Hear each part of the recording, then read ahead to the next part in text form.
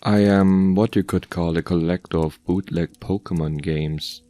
Pokémon Diamond and Shade, Chaos Black, etc. It's amazing the frequency with which you can find them at pawn shops, Goodwill, flea markets and such. They are generally fun even if they are unplayable, which they often are.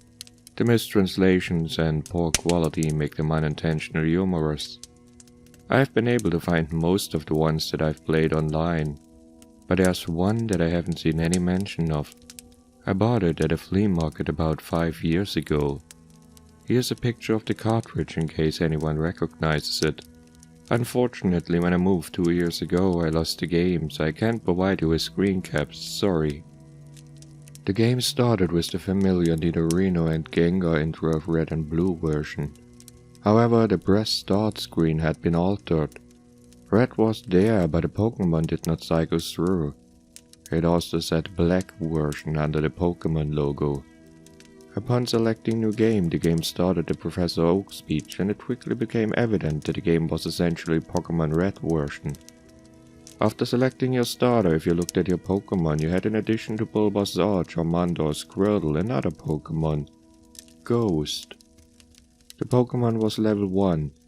It had the sprite of the ghost that you encounter in Lavender Town before obtaining the Sylph Scope. It had one attack, Curse.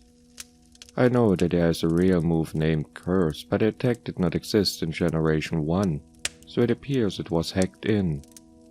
Defending Pokémon were unable to attack Ghost. It would only say they were too scared to move. When the move Curse was used in battle, the screen would cut to black. The cry of the defending Pokémon would be heard, but it was distorted, played at a much lower pitch than normal. The battle screen would then reappear and the defending Pokémon would be gone. If used in a battle against a trainer when the Pokeballs representing their Pokémon would appear in the corner, they would have one fewer Pokeball. The implication was that the Pokémon died. What's even stranger is that after defeating a trainer and seeing Red receives $200 for winning, the battle commands would appear again.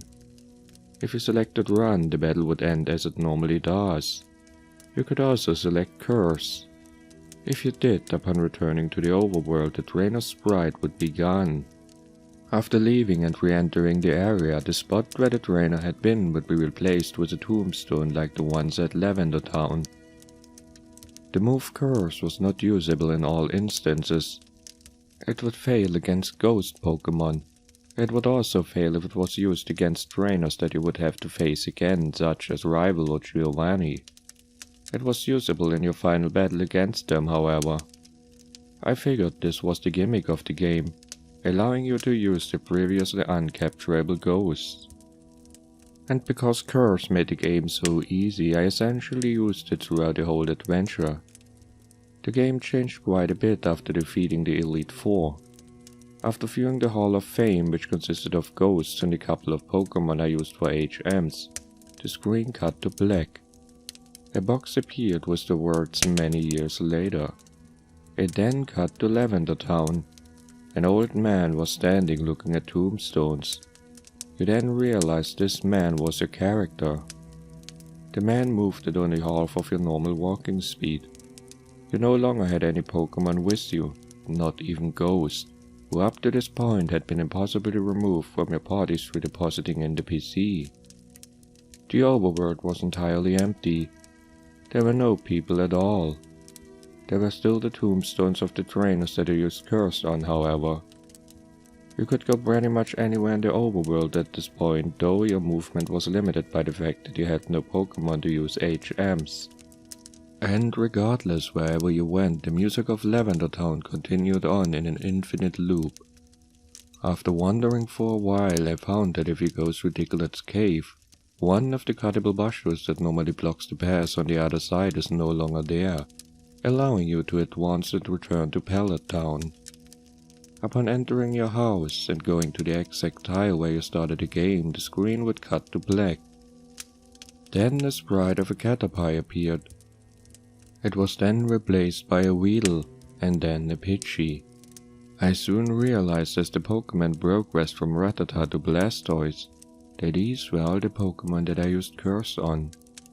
After the end of my rival's team, a youngster appeared and then a bug catcher.